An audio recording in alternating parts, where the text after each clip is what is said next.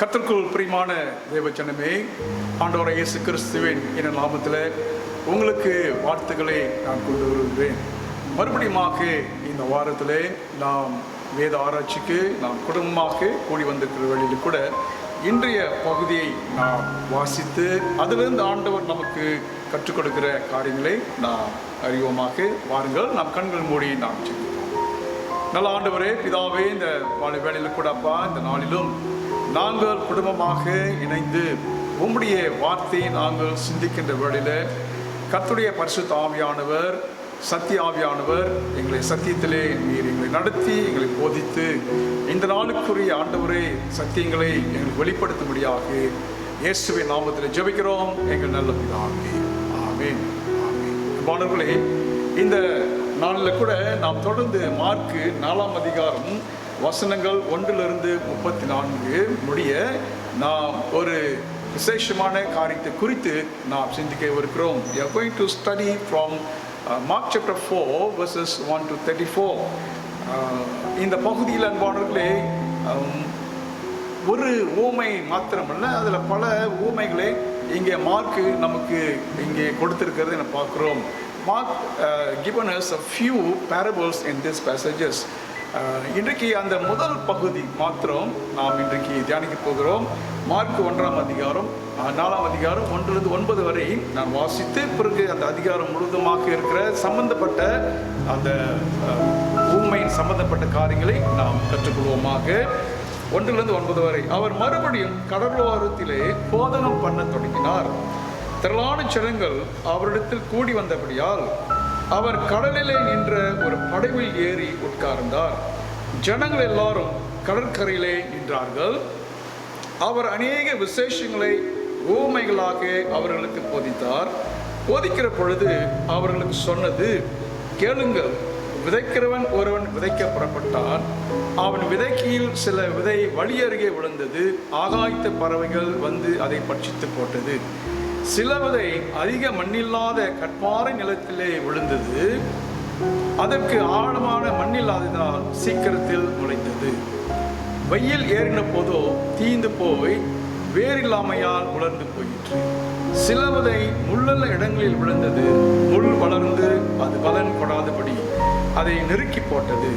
சில விதை நல்ல நிலத்தில் விழுந்து ஓங்கி வளர்கிற பயிராகி 1 30, 1 60, 1 100 பலன் தந்தது. ஆக இந்த வசனத்தில் இன்றைக்கு அதை தொட்டு பல சம்பந்தப்பட்ட சில காரியங்களை நாம் பார்க்க போகிறோம். அன்பானவர்களே, இந்த பேரபிள்ஸை, இந்த ஊமை 1-34 வசனம் வரைக்கும் அங்கே ஒரு சீரீஸ் ஆஃப் பேரபிள் சொல்லுவாங்க. ஒரு தொடர்ச்சியான சம்பந்தப்பட்ட ஊமைகளாக இதில் நான் பார்க்க போகிறோம். So this parables of Jesus Christ, the teachings of Jesus Christ. இந்த ஊமைகளிலிருந்து ஆண்டவர் நமக்கு போதனைகளை ஆண்டவர் கொடுக்கிறார் என்று சொல்லி பார்க்கிறோம்.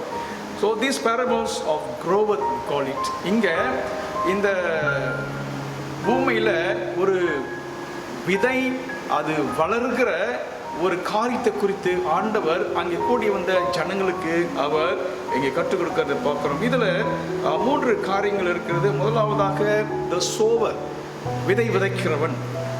3ஆவது வசனத்திலிருந்து 8ஆவது வசனம் வரைக்கும் இந்த விதை விதைக்கிறவனை குறித்து நாம் பார்க்கிறோம். 2ஆவதாக the growth of the seed. Secondly, we see the growth of the seed. அது விதைத்த இந்த விதை அது எப்படி வளர்கிறது என்று வசனங்கள் 26-29 வரைக்கும் நாம் அதை பார்க்கலாம். 3ஆவதாக அது தொடர்ந்து கடுகு விதை, அதுவும் ஒரு விதைக்கிற ஒரு விதை ஓமையாக இருக்கிறது. ஆக இன்றைக்கு இந்த முதல் 2 காரியத்தை மாத்திரம் நான் உங்களோடு பகிர்ந்து கொள்ள நான் இருக்கிறேன். அதாவது விதை விதைக்கிறவன், அந்த விதை எப்படி வளர்ந்தது, the sower, the seed, how the growth took place. ஆக இன்றைக்கு இந்த பகுதியில் நமக்கு ஆண்டவராக இயேசு கிறிஸ்து இந்த ஊமையினுடைய ஆழமான அர்த்தம் நம்முடைய ஆவிக்குரிய வாழ்க்கைக்கு அது எந்த அளவுக்கு ஒரு வளர்ச்சிக்கு, ஒரு முதிர்ச்சிக்கு இது அவசியம் என்று சொல்லி இங்கே ஆண்டவர் நமக்கு கொடுக்கிறது பார்க்கிறோம். So this parable provides the key to understand the other parables in the passage. இந்த பகுதியில் இருக்கிற மற்ற ஊமைகள், அதாவது அடுத்தடுத்து பல ஊமைகள் ஆண்டவர் சொல்லிட்டு வர்றாரு. ஆக இந்த விதைக்கிற இந்த ஊமையின் அர்த்தம் நமக்கு புரிஞ்சிருச்சுனாக்கா, இந்த மற்ற ஊமையினுடைய அர்த்தங்களும் நமக்கு புரிவதற்கு அது மிகவும் ஒரு ஆசீர்வாதமாக இருக்கும். இந்த பகுதியில் ஆண்டவர் இந்த ஊமை சொன்ன அந்த விதம், அந்த இடம், அது குறித்து நான் பார்க்கும் பொழுது, இங்கே இந்த விதை விதைக்கிறவன் அந்த நாட்களிலே அந்த பலஸ்தீனா அந்த தேசத்தில் இருந்த ஒரு அக்ரிகல்ச்சரல் ஒரு செட்டிங்கை அது முதலாவது நமக்கு கொண்டு வருகிறது. So this parable talks about the setting of the sower or the agricultural lifestyle. அந்த பலஸ்தீன் தேசத்தில் ஒரு விவசாயினுடைய அவனுடைய வாழ்க்கை முறை அங்கே கொடுக்கப்பட்டிருக்கிறது என்று சொல்லி பார்க்கிறோம். அங்கே உழுவதும், நிலத்தை உழுவதும், பிறகு விதை விதைக்கிறதும், பிறகு அறுவடை செய்கிறதும். ஸோ இந்த மாதிரியான விவசாய ஒரு சூழ்நிலையை நமக்கு இந்த பகுதியில் ஆண்டவர் இயேசு சுவாமி இதை நமக்கு காட்டுகிறார். ஆக இயேசுவினுடைய ஊமைகளில், போதனைகளில் ஆண்டவர் அநேக விதமான ஊமைகள், எடுத்துக்காட்டுகளை ஆண்டவர் சொல்லித்தான் மக்களுக்கு புரிய வைத்தார். ஆக இந்த இடத்துல பேரபிள்ஸ் என்று சொல்லும் பொழுது அன்பானவர்களே, அது ஒரு எடுத்துக்காட்டு. So the aim or the primary aim of using the parable is to communicate God's truth to the people in a simple way.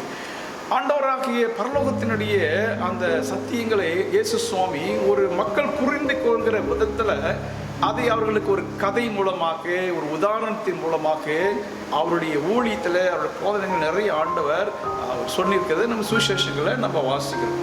ஆகவே இப்படிப்பட்ட ஊமைகளில் ஆண்டவர் பரலோகத்தை குறித்து அவர் நிறைய போதனைகளை குறித்தார். So all the parables that Jesus used, it actually reflects the kingdom of God or the kingdom of heaven. பரலோக ராஜ்யம், தேவனுடைய ராஜ்யத்தை குறித்தான ஊமைகள், எடுத்துக்காட்டுகள். அதுதான் இன்னைக்கு ஆண்டவர் அவருடைய ஊழியத்தில் அவர் வந்து நிறைய யூஸ் பண்ணிக்கிறது பார்க்குறோம். ஆக இந்த ஊமைகள் மக்களை சிந்திக்க அது தூண்டினது. மக்களை வந்து அவர்கள் சுயமாக அவர்கள் அந்த சத்தியத்தை அறிந்து கொள்ள அவர்கள் சிந்திக்க வேண்டும் என்ற ஒரு நோக்கத்தோடு ஆண்டவர் ஊமைகளை ஆண்டவர் use பண்ணிடுறார். Jesus used the parables so that the people may think through it, reflect upon it, and for them to make the decision for themselves. ஆண்டவர் அவர்களுக்கு ஏதோ ஒரு போதனைகள் திணிக்காதபடிக்கு அந்த ஊமைகள் மூலமாக மக்கள் தானாகவே சிந்தித்து அறிந்து கொண்டு அவர்கள் ஆண்டவரை குறித்தும் பரலோகத்தை குறித்தும் அவர்கள் சொந்தமாக ஒரு தீர்மானம் எடுக்க வேண்டும் என்ற ஒரு நோக்கத்தில் தான் ஆண்டவர் இந்த இடத்துங்களில் அவருடைய போதனைகளில் இந்த ஊமைகளை, பேரபிள்ஸை ஆண்டவர் யூஸ் பண்ணார். அகழ்வார்கள் இந்த நாளில் 3 பகுதிகளாக நாம் பார்க்க போகிறோம். We are going to see 3 parts of this section. முதலாவதாக the parable of the sower itself. ஆண்டவர் முதலாவது சொன்ன அந்த விதைக்கிறனுடைய ஊமை. And secondly, the interpretation of the parable of the sower. இரண்டாவதாக அந்த விதைக்கிறனுடைய அந்த ஊமையினுடைய அர்த்தம், அதனுடைய விளக்கம். மூன்றாவதாக the growth of the seed. மூன்றாவதாக என்பவர்களே அந்த விதைத்த அந்த விதையினுடைய அது எவ்விதமாக வளர்கிறது என்ற ஒரு அர்த்தத்தை குறித்து நான் பார்க்க போகிறோம். First of all, we are going to see the sower, the parable of the sower itself, chapter 4 verse 1 to 9. அங்கே விதைக்கிறவன், அதுதான் நான் வாசித்தோம் இல்லையா, விதைக்கிறவன் விதை விதைக்க புறப்பட்டான். விதைக்கிறது 4 விதமான இடத்துல அது விழுந்தது என்று சொல்லி பார்க்கிறோம். முதலாவது விதைக்கும் போது அது வழியாக இருக்க போய் விழுந்தது, ரோட்டில் போய் விழுந்தது. ரெண்டாவதாக ஒரு கற்பாறை நிலத்தில் போய் விழுந்தது. அங்கே வந்து அந்த மண் ஆழம் இல்லாததுனால அது கொஞ்ச நாள் அந்த விதை இருந்து பிறகு அது வளர முடியாமல் அது செத்து போனது. மூன்றாவதாக விதை வந்து முள்ளுள்ள இடங்களில் போய் விழுந்துச்சு.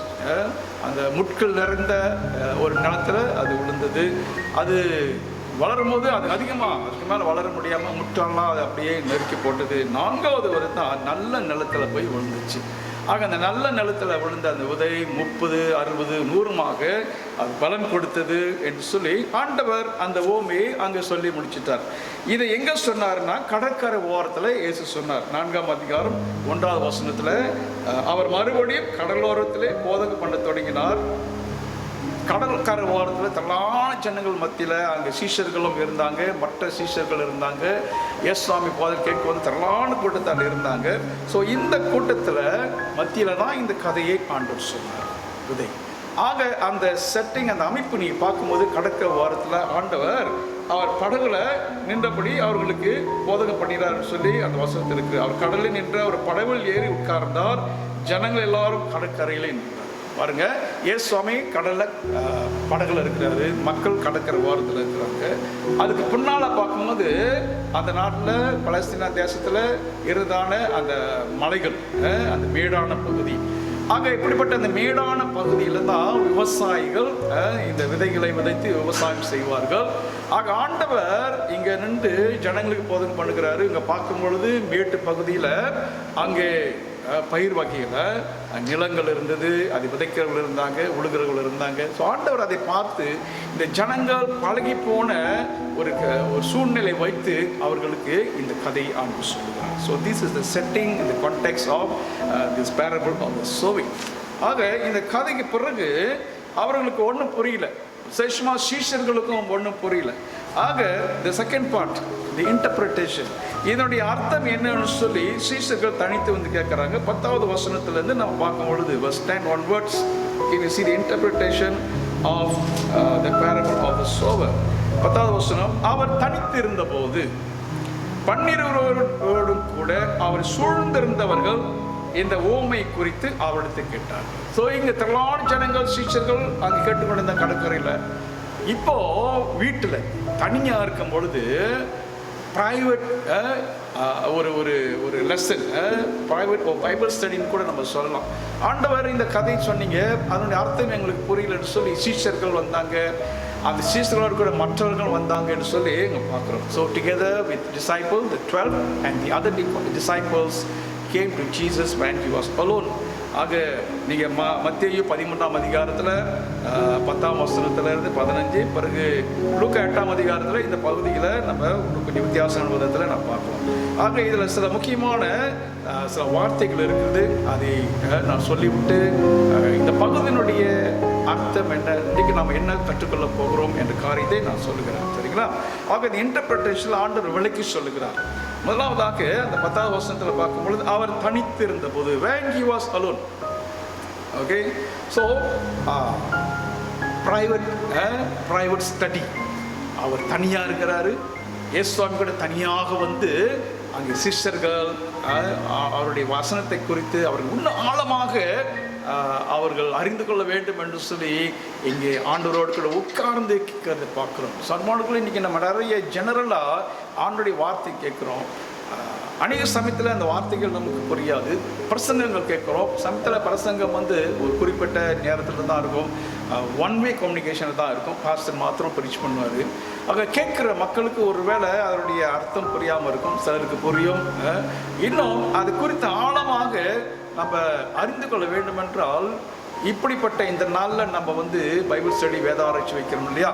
ஸோ இந்த மாதிரி சூழ்நிலைகளை நம்ம தனியாக ஒரு நாள் நம்ம ஆளை ஒதுக்கி, நேரத்தை ஒதுக்கி நாம் படித்த அந்த வசனங்களை அல்லது கேட்ட அந்த சத்தியங்களை குறித்து ஆழமாக யோசிக்கும் பொழுது அது இன்னும் நமக்கு நிறைய விளக்குகளை, அர்த்தங்களை நம்ம கொண்டு வரும். ஸோ அபதமாக இந்த சீஷர்கள் தனியாக வந்து கேட்குறாங்க. சரிங்களா? ஆக ஆண்டவர் அவர்களுக்கு விளக்கி சொல்லுகிறதை நான் பார்க்குறோம். ஸோ அங்கே என்ன சொல்லுகிறாரு, தனித்திருந்த போது 12 கூட அவர் சூழ்ந்திருந்தவர்கள் இந்த ஓமை குறித்து அவர்கிட்ட கேட்டார்கள்.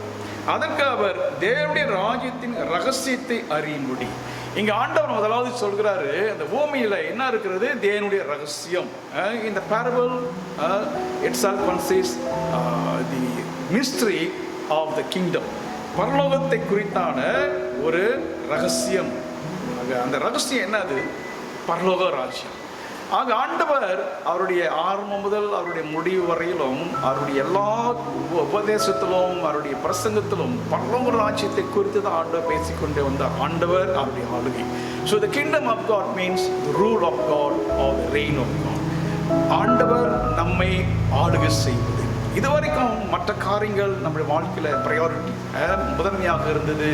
அது நம்மளை ஆண்டு கொண்டு வந்தது. ஆனால் இயேசு சுவாமி வந்த பொழுது பரலோக ராஜ்யம் அவரோடு கூட உலகத்துக்கு வந்து விட்டது. ஆக இயேசு சுவாமி நம்முடைய வாழ்க்கையில் வரும் பொழுது ஆண்டவருடைய ஆளுகை இயேசு சுவாமி மூலமாக நம்ம வாழ்க்கையில் வந்து விட்டது. ஆக இதுக்கு முன்னே நாமளா வாழ்ந்து கொண்டிருந்தோம், இப்போ நாம் இல்லை, இப்போ இயேசு நம்மை ஆளுகை செய்கிறார். அதான் பவுல் கலாத்தியர் நிருபத்தில் அவர் சொல்கிறாரு, கிறிஸ்துவனுடைய கூட சிலுவையில் அறையப்பட்டேன், ஜீவிப்பது நான் அல்ல, கிறிஸ்துவை என்னில் ஜீவிக்கிறார்.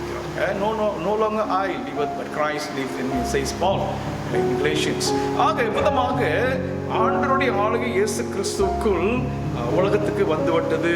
ஆக யாரெல்லாம் இயேசு கிறிஸ்துக்குள் இருக்கிறார்களோ அவர்களுக்குள்ள பரலோக ராஜ்யம் வந்து விட்டது. இதுதான் அந்த ரகசியம், இந்த ரகசியம். ஆக இந்த பரலோக ராஜ்யத்திலே யார் ஒருவன் அவன் காணப்பட முடியும் என்ற அந்த காரியத்தை இங்கே ஆண்டவர் அவர் சொல்லுகிறதை பார்க்கிறோம். இந்த இடத்துல நம்ம பார்க்கும்போது அன்பானவர்களே, இயேசு சுவாமி அவருடைய போதனைகளை அவருடைய சீஷர்கள் ஏற்றுக்கொண்டார்கள். காரணம், பரலோக ராஜ்யம் இயேசு கிறிஸ்துக்குள் இருந்ததை அவர்கள் பார்த்தார்கள். எல்லாமே ஆண்டவரை இயேசு கிறிஸ்து தான் என்ற ஒரு காரியத்தை அவர்கள் பார்த்தார்கள். ஆக இந்த பரலோக ராஜ்யத்திலே அவர்கள் அதை அறிந்து கொண்ட பிறகு, அதை ஏற்றுக்கொண்ட பிறகு அதிலே அவர்கள் வளருகிற சீஷர்களாக அவர்கள் இருந்தார்கள். So the disciples received this message of the kingdom of God, the rule of God, and they saw them. The rule of God is in Jesus Christ, and by receiving Jesus and His words, they themselves become the member in the kingdom of God. பரலோக ராஜ்யத்தின் ஆளுகைக்குட்பட்ட மக்களாக அவர்கள் தங்களை ஒப்பு கொடுத்தார்கள், காணப்பட்டார்கள் என்று நாம் பார்க்கிறோம். 12வது வசனத்தில் அங்கே இந்த ஓமைகளை குறித்து தொடர்ந்து சீஷர்கள் கேட்குறாங்க. ரைட், அதற்கு அவர், தேவனுடைய ராஜ்யத்தின் ரகசியத்தை அறியும்படி உங்களுக்கு அருளப்பட்டது, புறம்பே இருக்கிறவர்களுக்கோ இவைகளெல்லாம் உவமைகளாக சொல்லப்பட்டது. இங்கே ஆண்டவர் சொல்கிறாரு, ஏன் மற்றவர்களுக்கு இந்த ஓமை குறித்து அவர்கள் புரிந்து கொள்ளவில்லை, ஏன் மற்றவர்களுக்கு ஆண்டவர் ஓமைகளாக பேசுகிறார்? So why Jesus used the parables? So he is quoting Isaiah chapter 6 verse 9. ஏசாயா 6ஆம் அதிகாரம் 9ஆம் வசனத்தை இங்கே ஆண்டவர் 12ஆம் வசனத்தில் அவர் அங்கே சொல்லுகிறதை பார்க்கிறோம். அவர்கள் குணப்படாதபடிக்கு, பாவங்கள் அவர்கள் மன்னிக்கப்படாதபடிக்கும், அவர்கள் கண்டும் காணாதவர்களாயும் கேட்டும் உணராதவர்களாயும் இருக்கும்படி இப்படி சொல்லப்படுகிறது என்றார். ஏசாயா அந்த விருப்பத்தில் இதே வார்த்தையை அங்கே ஏசாயா யூஸ் பண்ணுறார். தேவ ஜனங்கள் அவர்கள் கண்கள் குருடாக இருக்குது, அதனால் அவங்க பார்க்க முடியல, செவிகள் மந்தமாக இருக்குது, அதனால் கேட்க முடியல. ஸோ ஆகையினால தான் ஜனங்களுடைய கண்களும் அவருடைய செவிகளும் அடைக்கப்பட்டிருக்கிறது.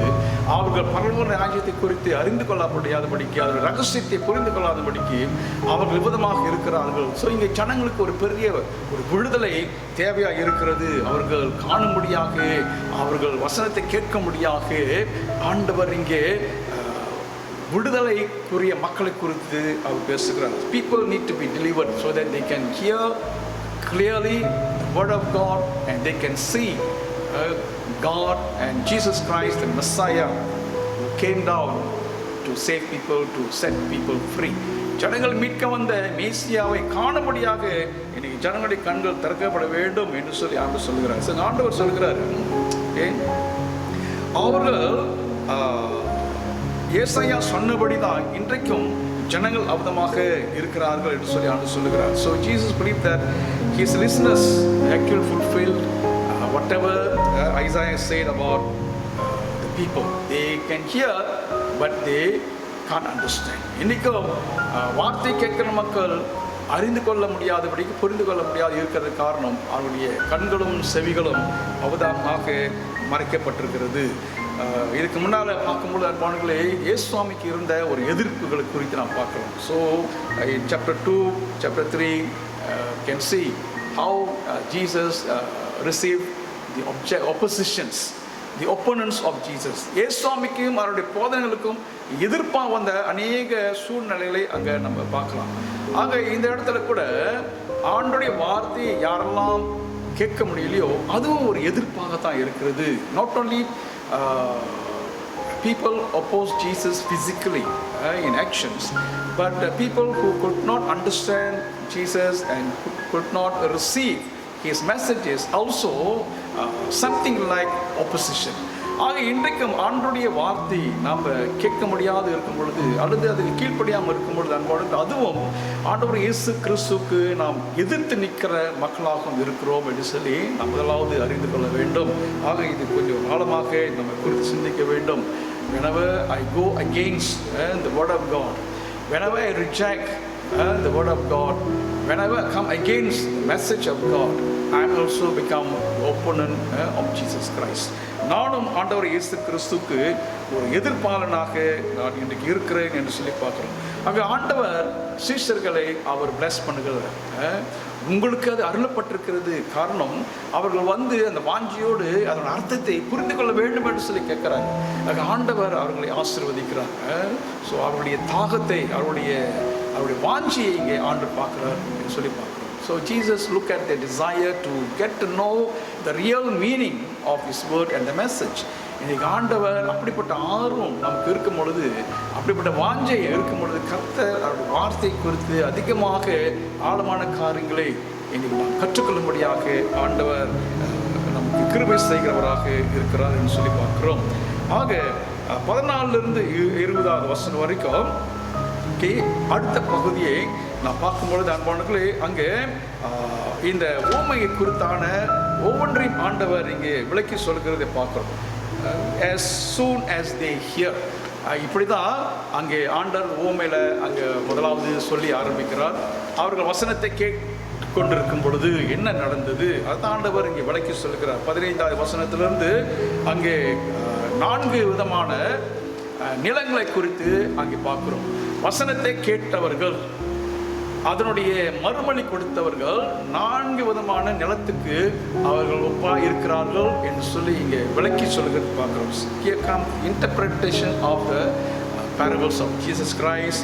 As soon the listeners hear the message or the word of Jesus Christ, this is what happened. 15வது வசனத்தில் நான் பார்க்கும் பொழுது அங்கே அந்த விதை விதைக்கிறவன் அந்த விதையை அவன் தூவும் போது, விதைக்கும் பொழுது என்ன நடக்கிறது, அந்த விதை போய் ஒரு வடியாருக்கே விழுந்து விட்டது. The seeds fell on the pathway. நடப்பாதையில் விழுந்த ஒரு விதையை குறித்து அங்கே பார்க்குறோம். அப்போ அந்த விதை விதைக்கிறவன் அந்த நடைபாதையில் விழுந்தவன என்ன நடக்கிறது, வசனத்தை கேட்ட உடனே as they hear, சாத்தான் வந்து அவர்கள் இருதயங்களில் விதைக்கப்பட்ட வசனத்தை எடுத்து போடுகிறான். இவர்களே வசனம் விதைக்கப்படுகிற வழியர்கள். So as soon the seed was sown along the pathway is really a hard soil, hard ground. அங்கே மக்கள் நடந்து போன அந்த பாதை அது இறுகி போன ஒரு பாதையாக இருக்கும். அந்த இறுகி போன ஒரு பாதையில் விதை விழும் பொழுது அது உள்ள போக ரொம்ப கஷ்டப்படும். So the pathway, so actually the hard pathway does not permit the germination. அந்த விதை அது வளர்கிற ஒரு சூழ்நிலையை அது கொண்டு வராது. அந்த விதை உள்ளுக்கும் போகாது, அது முளைக்காது, அது வளர்கிற ஒரு ப்ராசஸை அது கொண்டு வராது. ஆக அப்படி மேலோட்டமாக இருக்கிற அந்த விதை உள்ளுக்கு போக முடியாமல் எந்த விதத்திலும் அது வளர முடியாத சூழ்நிலை அப்படியே இருக்கும் பொழுது என்ன நடக்குது, ஓகே, ஆகாயத்த பறவைகள் அது அதை எடுத்துகிட்டு போயிடும். ஸோ ஆண்டு சொல்கிறாரு, அப்போதுமா தான் பிசாசு சாத்தான் எந்த நிலத்தில் எந்த இருதயத்தில் வசனம் கேட்குறவர்கள் அதை இருதயத்தில் சிந்தையில் அவங்க கொண்டு போகலைன்னா அது கேட்டுக்கொண்டு இருக்கும் பொழுது பிசாசானவன் அவங்களுடைய அந்த கேட்குற அந்த கவனத்தை அவங்க எடுத்து போட்டுட்டு அவங்ககிட்ட இருந்து எடுத்து போட்டு அந்த அர்த்தத்தை அவங்க புரிந்து கொள்ளாதபடிக்கு அவங்க செய்கிறான் என்று சொல்லி நாம் பார்க்குறோம். So we see the seed remains external to the soil and it was trodden under foot. அது மிதிப்படுகிற ஒரு சூழ்நிலை அங்கே மக்கள் நடந்து போவாங்க. அதை அப்படியே மிதிச்சு அதை நசுக்கி அதை ஒன்றுமில்லாமல் போய்விடுறாங்க. ஸோ இது தான் பாருங்கள் பிசாசுடைய கிரியைகள். இன்னைக்கு அநேகர் வசனத்தை கேட்குறாங்க, இருதயம் அது கடினமாக இருக்கும் பொழுது அது எவ்வளவுதான் ஆண்டோடைய வார்த்தை அங்கு சொல்லப்பட்டாலும் அது இருதயத்துக்குள்ளே போகும். ஆக இங்கே என்ன செய்யப்படணும்? அந்த hard ground must be ploughed first of all. அந்த கடினமான அந்த நிலம் அது முதலாவது உழ வேண்டும்.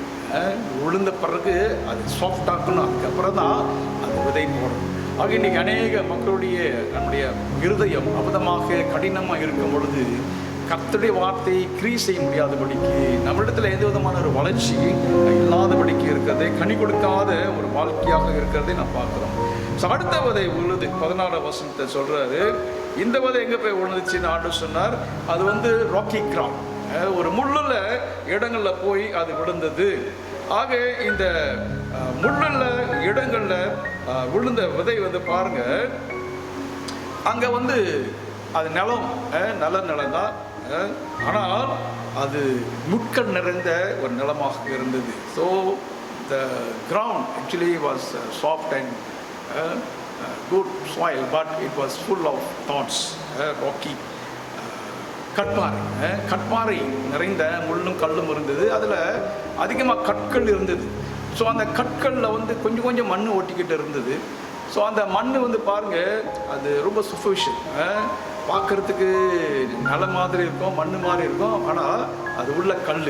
ஸோ அந்த கல் இந்த விதை உள்ளுக்கு போய் வேர் விட முடியாதபடிக்கு அது கொஞ்ச நாள் அப்படி வளர்கிற மாதிரி இருக்கும், ஆனால் அது அதுக்கு மேலே வளர முடியாது. Okay, so we see the superficial growth. இது ஒரு வெளியரங்கமான ஒரு வளர்ச்சி, உள்ள ஆழம் கிடையாது, வேறு கிடையாது, ஆனால் பார்க்குறதுக்கு வளர்கிற மாதிரி இருக்கும்.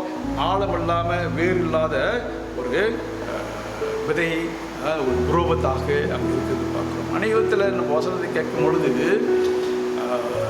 உடனடியாக ஒரு எழுப்புதல் வருது, ஆனால் கொஞ்ச நாளில் அந்த எழுப்புதல் இல்லாமல் போகிறது. ஒரு உற்சாகம் வருது, ஆனால் கொஞ்ச நாளுக்கு அப்புறம் அந்த உற்சாகம் போயிடுது. காரணம் என்ன? இதுதான், ஆழமில்லாத ஒரு நிலம்.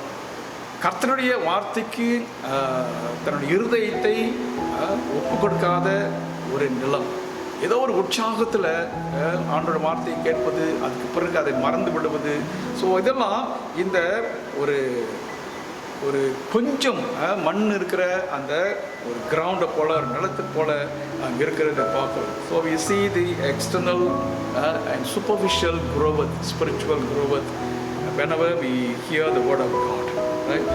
ஆக இன்றைக்கி சீஷத்துவத்தில் ஆண்டவர் இதை தான் சொல்லுகிறார். நம்ம அப்போஸ்தலர் 14ஆம் அதிகாரத்தில் 22ஆம் வசனத்தில் நம்ம பார்க்கும் பொழுது, நாம் உண்மையிலேயே the cost of discipleship என்று சொல்லுவார்கள் இல்லையா, சீஷத்துவத்தின் அந்த கடினமான ஒரு விளைவு என்ன.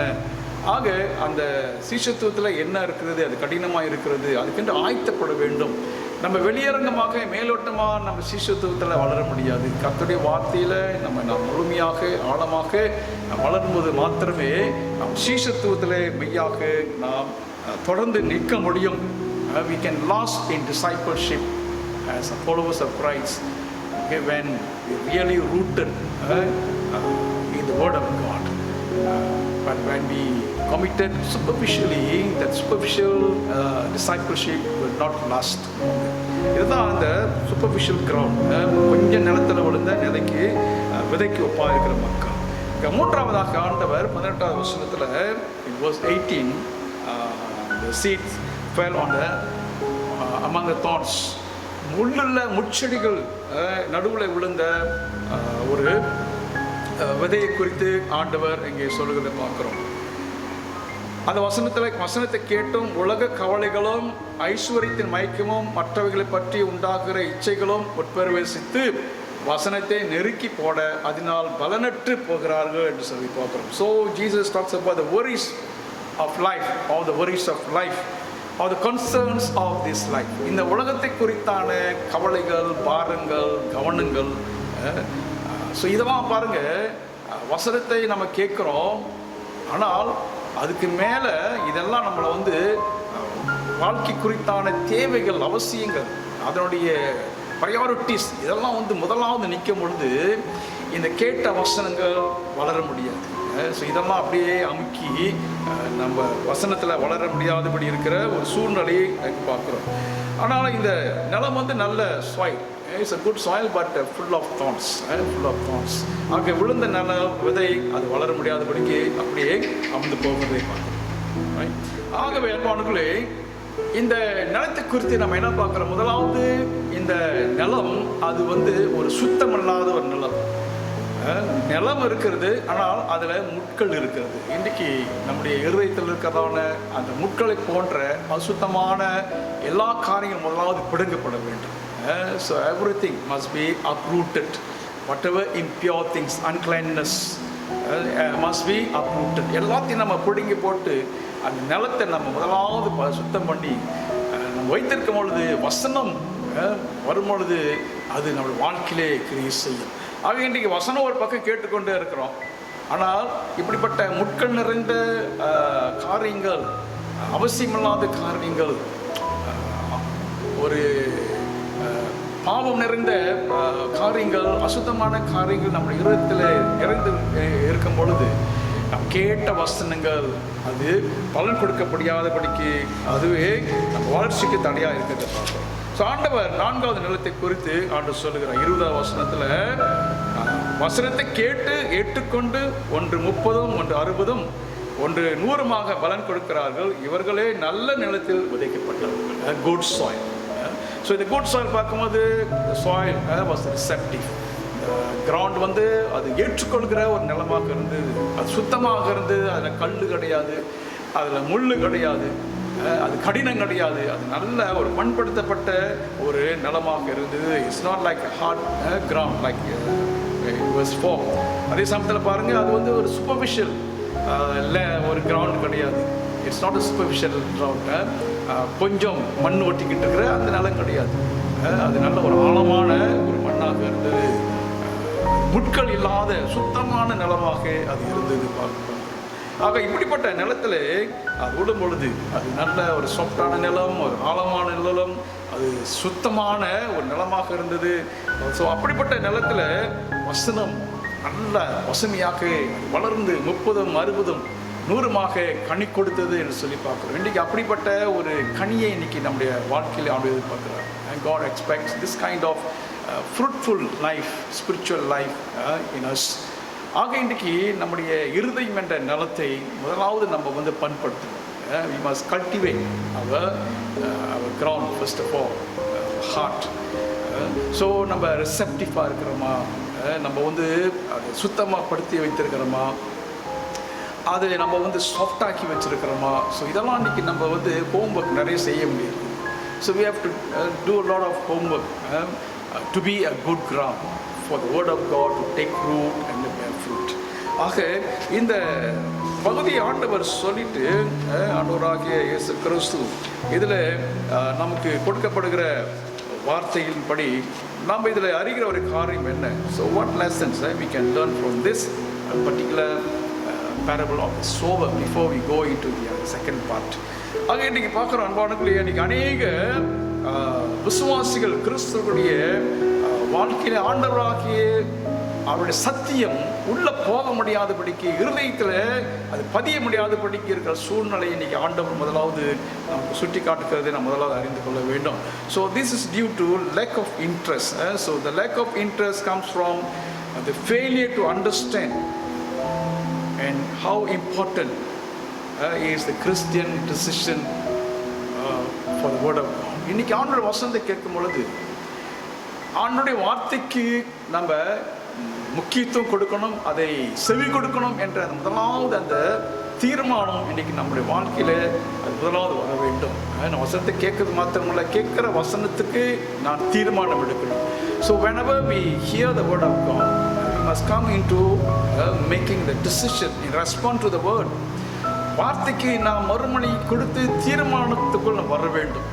ஸோ அப்படிப்பட்ட ஒரு விசுவாசிகளாக கிறிஸ்தவர்களாக வசனத்தை கேட்கிறவர்களாக இருக்க வேண்டும் என்று சொல்லி இன்றைக்கி கர்த்தர் நம்மை எதிர்பார்க்கிறார். ஸோ ஆகையினால தான் இன்றைக்கி கிறிஸ்தவ வாழ்க்கையில் ஒரு வித்தியாசம் இல்லாத ஒரு சூழ்நிலையாக இருக்கிறது. So we see the indifference in Christian life cannot be the good witnesses for Christ. இன்றைக்கி ஆண்டவர் இயேசு கிறிஸ்துக்கு நல்ல ஒரு சாட்சிகளாக இருக்க முடியாத ஒரு சூழ்நிலைக்கு இதுதான் காரணம். நம்ம கேட்குற வசனத்துக்கு நம்ம சரியான மறுமொழி கொடுத்து நம்ம ஒரு தீர்மானம் எடுக்க முடியாத ஒரு சூழ்நிலையாக இருக்கிறது. அதே வேளையில் நண்பர்களே, நம்ம தீர்மானம் சில சமயத்தில் உற்சாகத்தில் நம்ம அநேக காரியங்களை நம்ம செய்கிறோம், சில காரியங்களை ஆரம்பிக்கிறோம், ஒப்பு கொடுக்கிறோம். ஆனால் அது கொஞ்ச காலம் தான் இருந்து பிறகு அது காணாமல் போய்விடுது. It's easy to begin something, but it is hard to finish it, to move on whatever things we have started in our Christian life.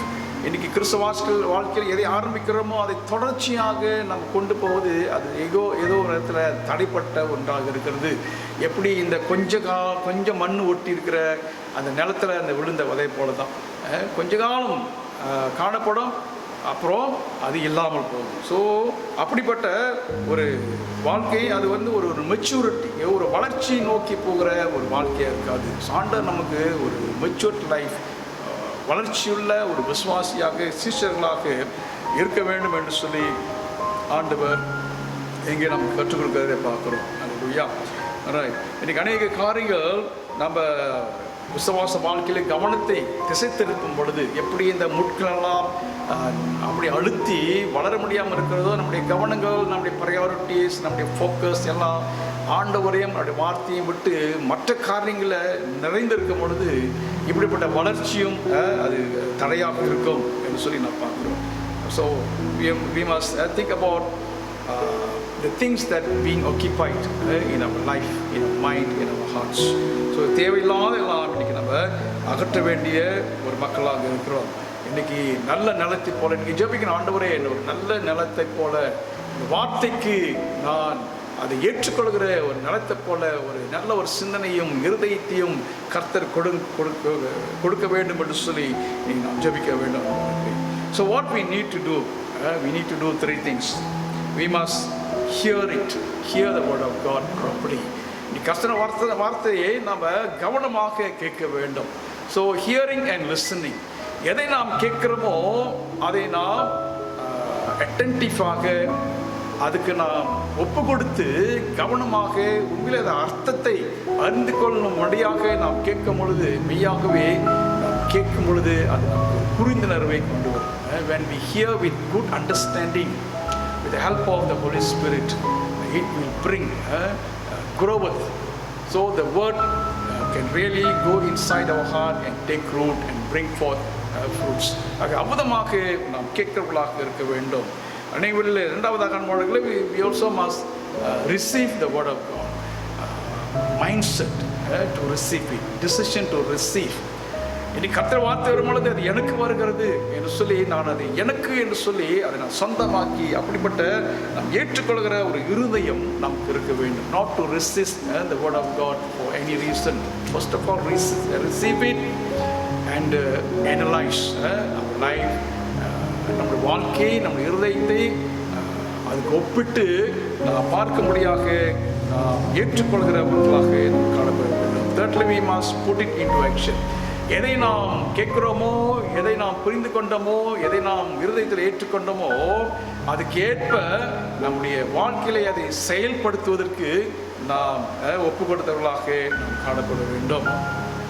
So அநேக வேளையில் அன்பானவர்களே, நம்முடைய விசுவாச வாழ்க்கையில் அநேக முயற்சிகள் நாம் எடுக்கிறோம், ஆனால் ரிசல்ட் இருக்க மாட்டேங்குது. So we make many things in Christian life, but we see no result at all. அதனுடைய முடிவு வளர்ச்சி அல்லது கனிகள் இல்லாமல் இருக்கிறது. ஆக இது ஏன் என்று நான் பார்க்கும் பொழுது இந்த நிலத்தில் நம்ம ஏதோ ஒரு நிலத்தில் இன்றைக்கி நாம் இருக்கிறோம்.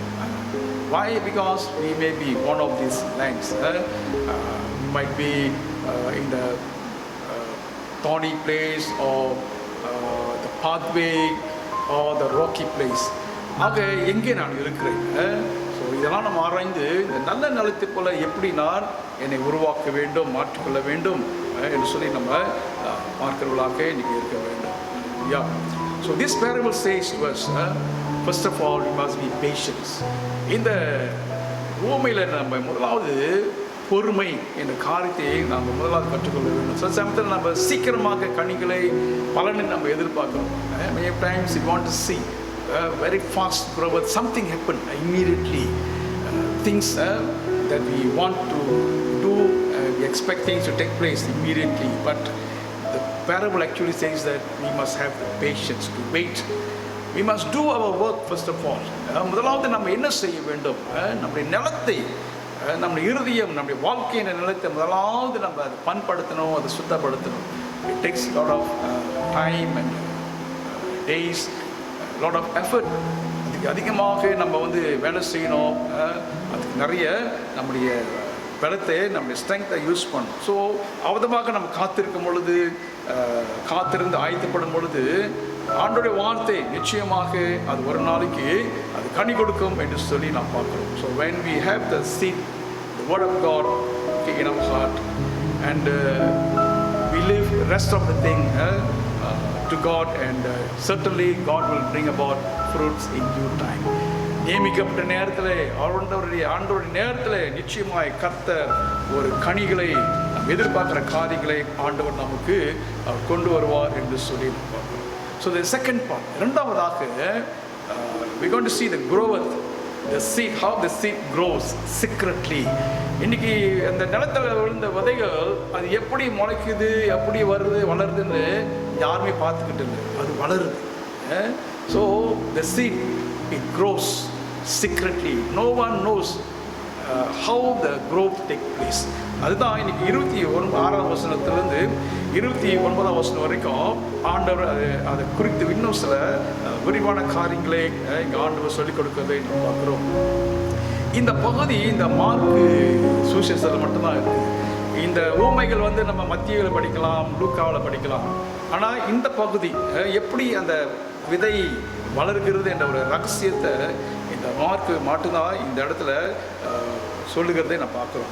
So the kingdom of God, first of all we see how the kingdom works. 26ஆவது வசனத்தில் பின்னும் அவர்களை நோக்கி தேவனுடைய ராஜ்யமானது. It talks about how the kingdom, ஒரு மனுஷன் நிலத்திலே விதை வைத்து, he goes back how the man who sows the seed and went back to sleep. ஒரு மனுஷன் விதையை விதைச்சிட்டு அவன் தூங்க போயிட்டான். ஸோ இப்படி தான் அந்த பரலோக ராஜ்யம் எப்படி ஒரு மனுஷன் வாழ்க்கையில் அது கிரியேட் செய்யுது. You see the God's rule, God's reign is a sovereign rule, right? Takes place in a person who commits himself to God. ஆண்டவர் இயேசு கிறிஸ்துக்கு தன்னை ஒப்பு கொடுக்கிற மனுஷனுடைய வாழ்க்கையில் பரலோக ராஜ்யம் முதலாவது வருகிறது. அந்த பரலோக ராஜ்யம் வாழ்க்கையில் அது கிரியை செய்கிறது என்று சொல்லி எங்கள் ஆண்டவர் சொல்லுகிறதை பார்க்கிறோம். இன்றைக்கி நான் பரலோக தேவனுடைய ஆளுகை எப்படி என் வாழ்க்கையில் இருக்குதுன்னு சொல்லி அதை நம்ம காலப்போக்கில் தான் அதை பார்க்க முடியும். So you can see actually when we grow day by day, we can see how the kingdom of God, the rule of God works in our life. இங்கே ஆண்டவர் விதை எப்படி வளர்கிறது என்று 4வது அதிகாரத்தில் 3:14 நான் பார்க்குறோம். How the seed grows. Verse 3, கேளுங்கள் விதைக்கிறவன். So the sower sows the seed. 14வது வசனத்தில் right, விதைக்கிறவன் வசனத்தை விதைக்கிறான். What he sows? The seed. The seed means the word. விதைன்னு சொல்லும் பொழுது அது வார்த்தை. இப்போ இவ்வளோ நாளாக நம்ம இந்த விதைக்கிறவன் ஏதோ விதையை விதைச்சிட்டு போனால் இல்லை. விதை என்பது பரலோக ராஜ்யத்தின் வசனம். Actually the word is the seed of the kingdom of God. ஆண்டவருடைய ராஜ்யத்தை ஆளுகை நம்ம வாழ்க்கையில கொண்டு வருகிறதான அவருடைய வசனம்.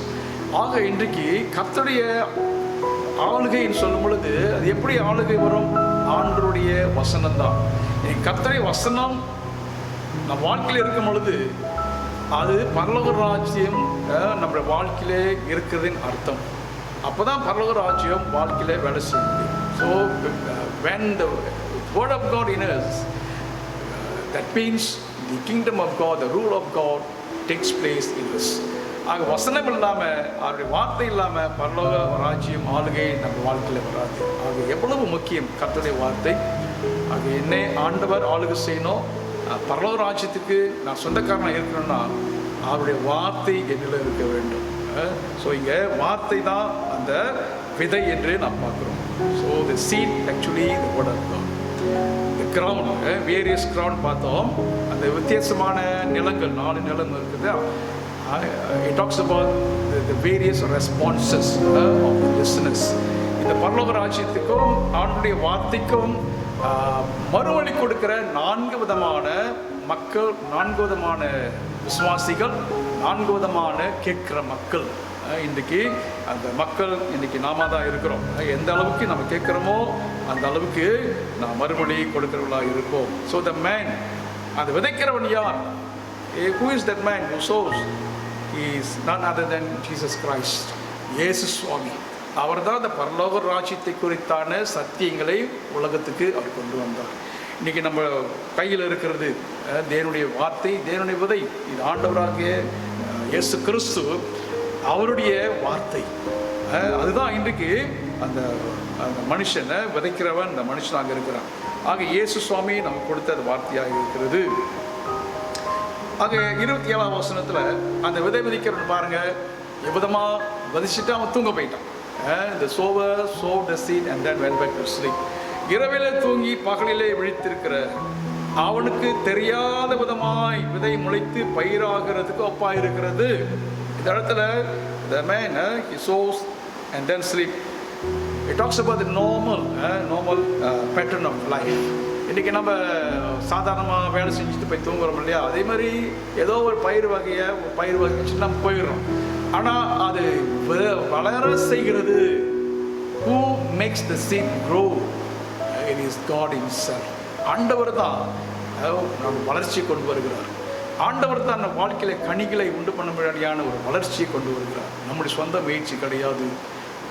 ஸோ அங்கே வசனங்களை நீங்கள் பார்க்கும்பொழுது யோவான் 3ஆம் அதிகாரம் 8வது வசனத்தில் 1 கொரிந்தியர் 3:6 கர்த்தருடைய வார்த்தை, விசேஷமாக 3ஆம் அதிகாரம் 1 கொரிந்தியர் 3:6 பவுல் சொல்கிறார், நான் நட்ட பவுல் நீர் பாய்ச்சினா தேவனே விளைய செய்கிறார். It is God who brings forth the growth.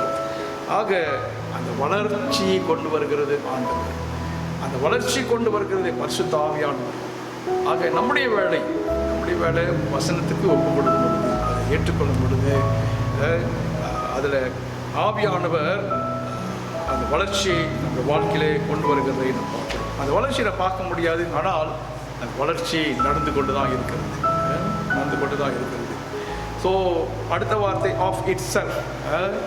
It grows by itself secretly. அது ரகசியமாக அது வளர்க்கிறது என்று சொல்லி இங்கே தொடர்ந்து அந்த வசனத்தில் சொல்லுகிறத பார்க்குறோம். So that means it cross automatically and gradually.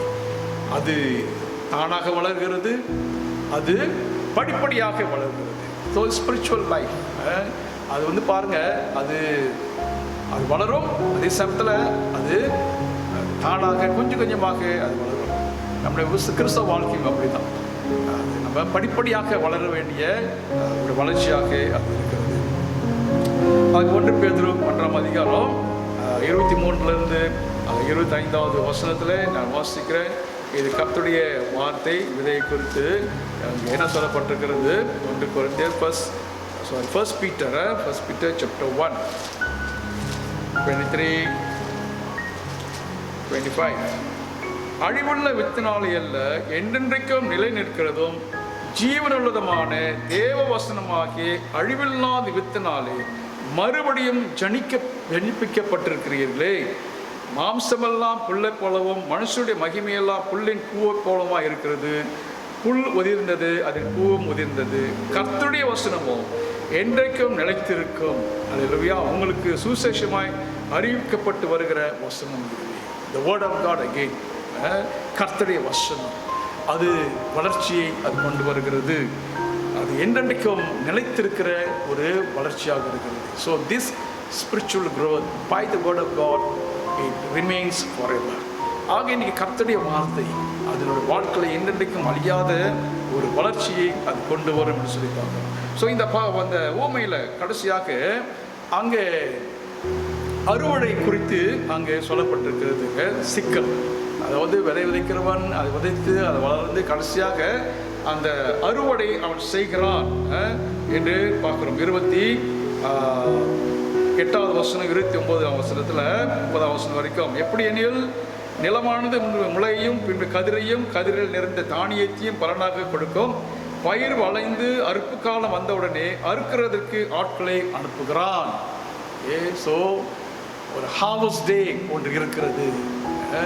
ஒரு ஹார்வெஸ்ட் டே. ஆக பயிர் என்று வரும்பொழுது, அது வளர்ச்சின்னு வரும்பொழுது, அறுக்கிறதுக்குன்னு ஒரு நாள் இருக்கிறது. இன்றைக்கு ஆண்டவர் நம்முடைய வாழ்க்கையில் அவர் ஒரு நாளைக்கு மறுபடியும் வந்து அவருக்குரியவைகளை அவர் அறுக்க போகிற தேவனாக இருக்கிறார். So it talks about the coming of Jesus Christ again, and he's going to judge the world. He is going to do his harvest, the job of harvest. அவருக்குரியவைகளை அவர் அறுவடை செய்ய போகிறார். இன்னைக்கு கர்த்தர் வசனத்தில் நாம் வளர்ந்து அவருக்கு சாட்சியாக இருக்கும் பொழுது அன்பானவர்களே, நாம பரலோகத்துக்கென்று நாம் அறுவடை செய்யப்பட வேண்டிய மக்களாக இருக்கிறோம்.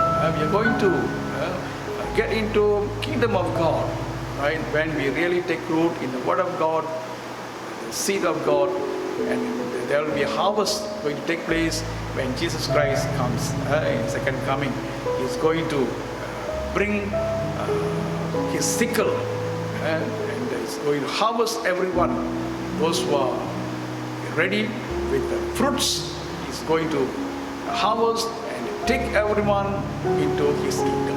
இதுதான் ஆண்டவர் அவருடைய சுவிசேஷங்களில், அந்த வசனத்தில், பூமியில் ஆண்டவர் சொல்லியிருக்கிற காரியங்களாக இருக்கிறது. ஆக அன்பானவர்களே, இந்த நாட்களில் இந்த பூமை குறித்து நாம் தொடர்ந்து சிந்திக்கும் பொழுது கர்த்தருடைய வருகை குறித்து இன்றைக்கு நாம் யோசிக்க வேண்டியவர்களாக இருக்கிறோம். So Christ in his first coming he scatters the seed. ஏசாமி அவர் வந்து விதை விதைச்சிட்டு போயிட்டார். Like the sower, Christ came and scattered the seed. அவர் வசனத்தை, சுவிசேஷத்தை ஆண்டவர் கொடுத்துட்டு போயிட்டாரு. So he seems he withdrew for some time. எப்படி அந்த ஃபார்மர் வந்து இந்த கதையில் விதை விதைச்சிட்டு அவன் தூங்க போயிட்டான். Likewise, Jesus came and scattered the seed and he went back. But he is going to come. அவர் மறுபடியுமாக அவர் வரப்போகிறார். He is going to come for the harvest. இரண்டாவது வருகையில் அவர் நியாயத்திற்கும்படியாக அவர் வரப்போகிறார். அதுதான் அந்த அறுவடை குறித்து சொல்லப்பட்டிருக்கிறது. So in between, the believers should grow in the word, in the seed, and gradually. ஆக இதுக்கு இடையில வசனத்தை வைத்திருக்கிறவர்கள், கேட்டவர்கள், அந்த அறுவடைக்கென்று அவர்கள் வளர்ந்தவர்களாக இருக்க வேண்டும். இன்னைக்கு கர்த்தர் வருகைக்கு இன்னைக்கு நம்ம அப்படிப்பட்ட வார்த்தையில வளர்ந்து இருக்க வேண்டிய மக்களாக நாம் காணப்பட வேண்டும். அல்லேலூயா. கர்த்தர் இந்த வார்த்தையிலே நம்மை நடத்துவாராக, அவருடைய வருகைக்கு நம்மை ஆயத்தப்படுத்துவாராக. வாருங்கள், கர்த்தருடைய வார்த்தையிலே நாம் ஒப்பு கொடுத்து கனி கொடுத்து நாம் காத்திருப்போம். கர்த்தருடைய வருகைக்கு கண்கள் மூடி நாம் ஜெபிப்போம். பரலோகத்தின் பிதாவே, ஸ்தோத்திரம் அப்பா. பரலோகத்தின் வசனங்களை, சுவிசேஷத்தை, சத்தியத்தை அப்பா நீ கொண்டு வந்தீர். ஆண்டவரே, நீர் எங்களுக்கு கொடுத்திருக்கிறீர். ஏற்றுக்கொண்டவர்கள், விசுவாசித்தவர்கள் ரட்சிக்கப்படுகிறார்கள். கர்த்தாவே, நாங்கள் இன்றைக்கும் இந்த வார்த்தையின்படி அதை ஏற்றுக்கொண்டு நல்ல நிலத்தில் விழுந்த விதையைப் போல நாங்கள் வளர்ந்து கனி கொடுக்கிற மக்களாக இருக்க பரிசுத்த ஆவியானவர் எங்களை பலப்படுத்த நாங்கள் ஜெபிக்கிறோம். நிலமாக்கிய இருதயத்திலே தூக்கி எறிய வேண்டிய கல்லுகளையும் முள்ளுகளையும் ஆண்டவரே, எல்லா பாவம் காரியங்களையும் அசுத்தங்களையும் எல்லாம் நீக்கி ஆண்டவரே, இந்த வார்த்தை மெய்யாகவே எங்களுடைய இருதயத்திலே வாழ்க்கையிலே அது கனி கொடுக்க, அது ஆண்டவர் 30, 60, 100 கனி கொடுக்க, நாங்கள் உமக்கென்று கனி கொடுக்க கர்த்தர் கிருபை தருவீராக. இதாவே நீ மீண்டுமாக அறுவடைக்கென்று வரப்போகிறீர். அப்படிப்பட்ட வருகைக்கு நாங்கள் ஆயத்தமுள்ள ஒரு வாழ்க்கையை நாங்கள் காண வைத்திருக்க கர்த்தர் கிருபை செய்யும். கனி கொடுத்து காத்திருக்க ஆண்டவரே உதவி செய்யும். நீங்கள் தாழ்த்தி ஒப்பு கொடுக்கிறோம். இயேசுவின் நாமத்தில் ஜெபிக்கிறோம். நல்ல பிதாவே. ஆமென். ஆமென். God bless you all.